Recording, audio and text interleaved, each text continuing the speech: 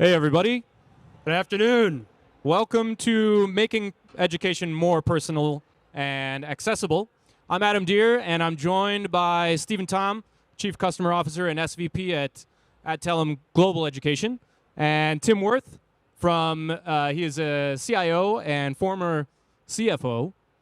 That's important. He knows the money. Former finance guy. Former finance guy at Purdue Global. And so today we're going to be talking about several initiatives that these two partners have been doing with Google Cloud in the area of education. I'm going to start by just asking the crowd, any folks from higher ed in the crowd? Any higher ed folks? There we go. Right. How about K through 12? Any K through 12 folks? All right. Ed Tech. Show the Ed Tech hands. Nice. And then people just curious about personalized education. There's Charles over there. All right. All right, so let's start by getting just a minute or two from both of you on what the initiatives you have been working on. Steve, why don't you start on your side? Sure. Thanks so much, Adam. Great to be with all of you guys today. So if you don't know Adtalem is one of the nation's largest healthcare educators. We operate 5 healthcare-focused universities across the U.S. in nursing, medicine, doctors, social workers, psychologists, etc.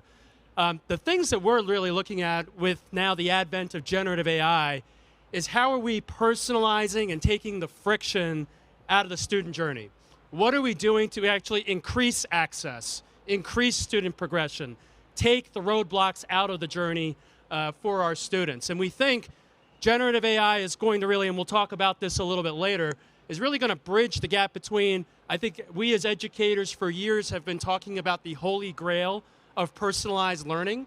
I think generative AI in general, is really going to help Adtalem and institutions like my friend here, Tim, over at Purdue, solve for how you help more students, not less, be successful and get to those next stations in life. So you started a specific project in tutoring, right? And that was Julian. Maybe just say a few words about how that functioned and what it did. Yeah, so we back in 2020, we collaborated with the Google Cloud team, and we stood up what was basically a precursor to all of the tutor LLMs, tutor experiences you see today. It was built on BERT, for those who remember that. And it was, you think about BERT, I guess today you would call that a small language model versus today's LLMs. But the idea was to tutor students on concepts in class and be able to provide that personalized assistance to them, knowing what concepts they were strong and weak at, to be able to provide that assistance to them at scale. Amazing. Yeah. And Tim, you're kind of into the game recently, and maybe the past year. But tell us about your endeavor and how that's all working. Yeah, thanks, Adam. So Purdue Global, if you don't know, is Purdue University's online university for working adults. So we serve about 36,000 working adults, many first-generation students, many with very little transfer credit. And we know, and research has shown that working adults are self-directed. They suffer from self-efficacy issues.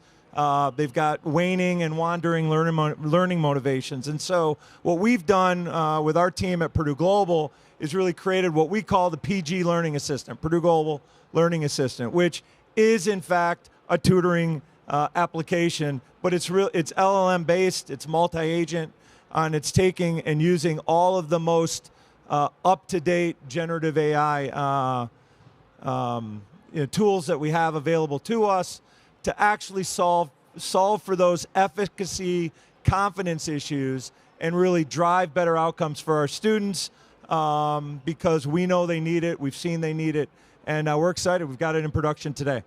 And this is a tool that is running Gemini and delivering all types of answers to students as they're in the actual course content. Yeah, that's a great question, Adam. It's what makes our learning assistant unique is that it's contextualized within our LMS. So it knows what our student's doing within Brightspace, our LMS. It knows which unit it's in. It knows what's coming up. And so it operates with the student as they go through that course. And one of the really unique features right now is a writing analysis. So our student can ask the learning assistant, hey, I'm having trouble getting started on this assignment. And that tutor, that assistant, will walk them through in an iterative way how to develop that paper, which is really cool. Otherwise, as well, they can literally upload a draft of their paper, and that learning assistant will give them contextualized feedback on that assignment, relative to their introduction, relative to their conclusion. It'll even tell them whether they've rephrased or paraphrased their thesis in their conclusion and what they need to do to fix it. So really interesting kind of new wave tutoring from our PG learning system. That's great. Steve, I want to throw a curveball to you. I know you've got similar kind of endeavors in your house. What is the importance of data when these things are being built? I know that your team has a very strong kind of EDW house built on GCP. Yeah, so from the get-go, you need to be able to have event-based metrics. You have to be able to look at what the behaviors are of the learner on the platform. And that's going to inform, I think, Tim, you're going down the same path, right? That's going to inform some of the interventions, some of the personalization of the experience that's going to happen. So, for example, in Julian, right, we want to look at, okay, what are the students' strengths and weaknesses? Then we want to be able to tailor, as we've now evolved from Julian, tailor the different types of interventions, the different kinds of reinforcement learning to that student.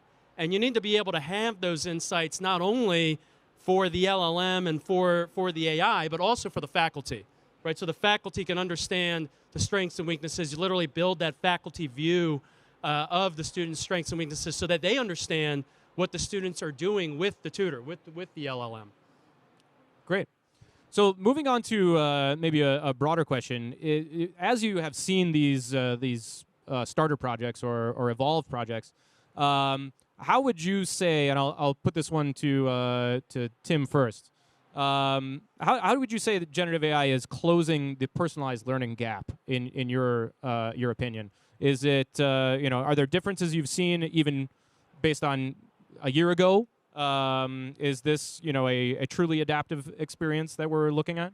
Yeah, I mean, that's, I haven't been in this space very long, so where, Stephen had the Julian experience of a few years ago, it's clearly closing the gap.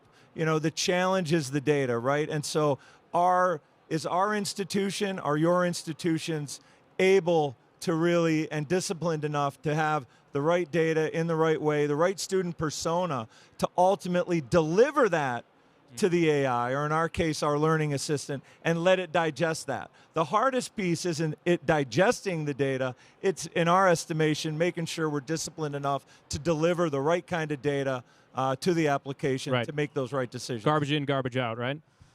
So perhaps maybe I'll just ask you a quick response. Agree, disagree? The adaptive learning gap is being closed in on. We might get there. Absolutely, I think we're getting very close. If you think about, and many of you raised your hand in the audience and said you've been in either education, K through 12, higher ed.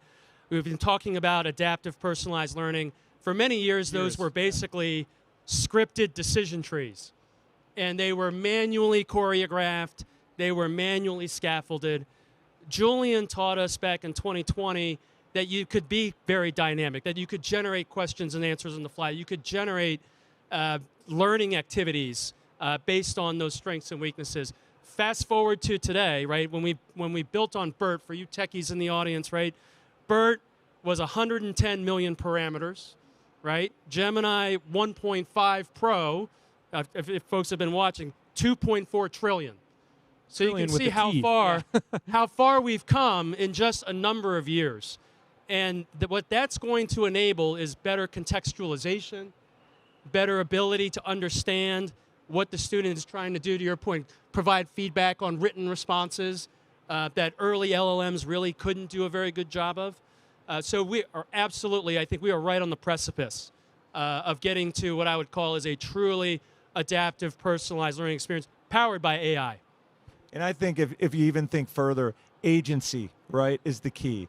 And we're just stepping into now this world of agency and how much it can even power Gemini 1.5 or Gemini 3.0, right? Agency is going to be the key, and how we deliver that within these applications, I think, will really set the stage for where we go from a personalized perspective. And being from both from institutions that are focusing on democratization of education, is this, do you feel like this is something that is at your core need for making accessible education for folks? Absolutely. I think about what is AI going to do to create access, create more inclusion. For us, like I said, our center of gravity is really in the healthcare space. And so we know in this country we have a huge gap in healthcare talent. We've got a big need for nurses, doctors, social workers in our clinics, in our hospitals. AI is going to help close that gap. And it's also, by creating that access, it's also going to create a more diverse workforce going into it, which I think is really important. If you look at, for you healthcare folks in the audience, right, the data shows, right, people who have similar backgrounds, similar experiences, they actually provide better care and can relate better to patients. And so we want to be able to create more of that diversity in our healthcare workforce. AI is absolutely going to advance access. It's going to be able to help more of our students get to the finish line. And it's disrupting things, right? So from our perspective, we've got to now figure out how to design our courses differently. Yeah. We need to determine how we teach differently. And then we need to figure out what tools we need to do the rest of it. And so, yeah, I think I love the fact that AI, not about solving every problem, it's just disrupting things, which I think higher ed needs, frankly, and has needed for a long time.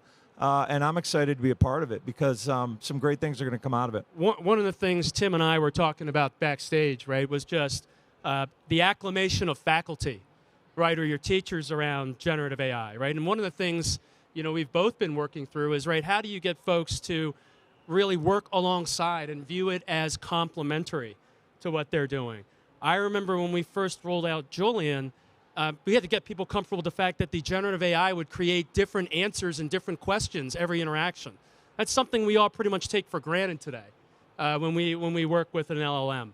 But getting our faculty comfortable with the fact that this was going to be an assistive, complementary technology and something that was going to bolster our students' ability to really master concepts, have that agency, right? Have that confidence. Yeah, I mean, I think from a faculty perspective in higher ed, we always are searching for that collaborative connection, that connective tissue to our faculty, and that's been the one success factor for us in all of this, is that they've really bought off on what we're doing, how we're doing it, and we've really brought them in at the ground level to identify the features, to even be our cheat code. So we've got a faculty team that does nothing but try to determine how a student's going to cheat the system. And because you need it. And it's creating significant credibility for us as a project team and as project owners because of that broad-based faculty engagement in the project. It's absolutely necessary. Great. So before we move into the question section, we'll just do one more question. And that is, first for Steve, do you have any suggestions on rolling out teams to work with this technology, like structure or rapid prototyping, proving value? Like, how have you structured your teams to make this integrated? One of the things that we did a few years ago is we started an innovation incubator. It was basically a rapid prototyping shop to really work with a lot of these technologies. And I tell people you have to create a minimally lovable experience. You have to get people to taste the chocolate. You have to be able to show them what it can do. And we have a team within our group that does that and has the ability, has the freedom to be able to experiment with that. The other thing I'll just say, and I see a few of my team members here in the audience, is you've got to assemble a really great team of people who are ambitious, people who are really intellectually curious, who are risk takers. I think if you're a university and you're up against some of that kind of old guard thinking, that sometimes you can face, having a group, having a team of people who are really forward thinking and willing to willing to try new things, I think has been really important. And like I said, creating a unit within your university or within your education organization that can help you do that. And we've basically turned our entire IT team into a product team, and we're running rapid prototyping, 14-week engagements, 2-week sprints, literally to get to the production as fast as we can. We went to production in 3 months, and in 12 months, I think right now, based on where we're going, we'll be at 18 to 20,000 students impacted by 3 distinct feature versions of our learning assistant.